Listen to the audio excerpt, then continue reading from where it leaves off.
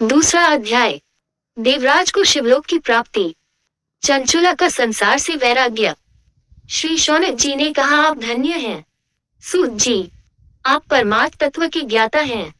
आपने हम पर कृपा करके हमें यह अद्भुत और दिव्य कथा सुनाई है।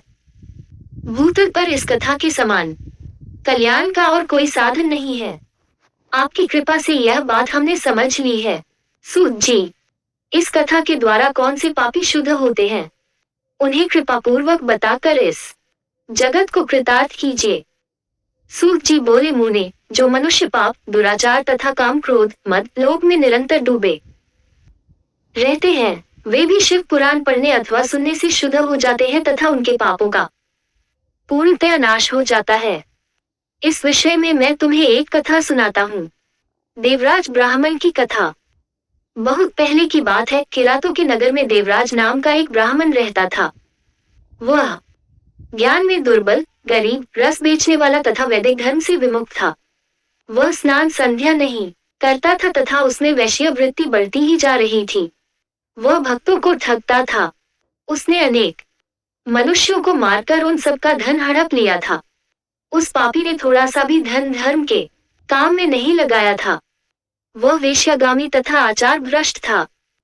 एक दिन वह घूमता हुआ देवयोग से प्रतिष्ठानपुर झूस प्रयाग जा पहुंचा। वहां उसने एक शिवालय देखा जहां बहुत से साधु महात्मा एकत्र हुए थे। देवराज वहीं ठहर गया। वहां रात में उसे ज्वर आ गया और उसे बड़ी पीड़ा होने लगी। वहीं पर एक ब्राह्मण देवता शिव पुराण की कथा सुना रहे थे। ज्वर में पड़ा देवराज भी ब्राह्मण के मुख से शिव कथा को निरंतर सुनता रहता था।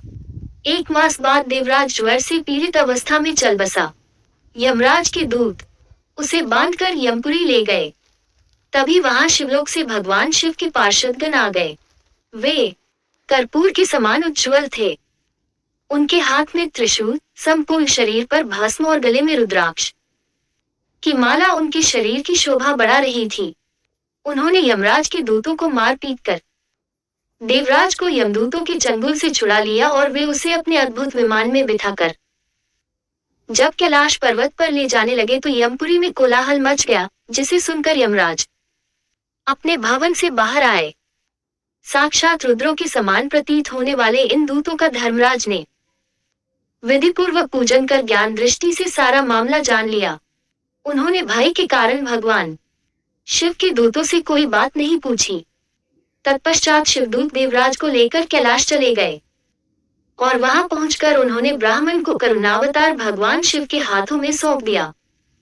शौनक जी ने कहा, महाभाग सूत जी, आप सर्वज्ञ हैं। आपके कृपा प्रसाद से मैं कृतार्थ हुआ। इस इतिहास को सुनकर मेरा मन आनंदित हो गया है। अतः भगवान शिव में प्रेम बढ़ाने वाली दूसरी कथा भी कहिए।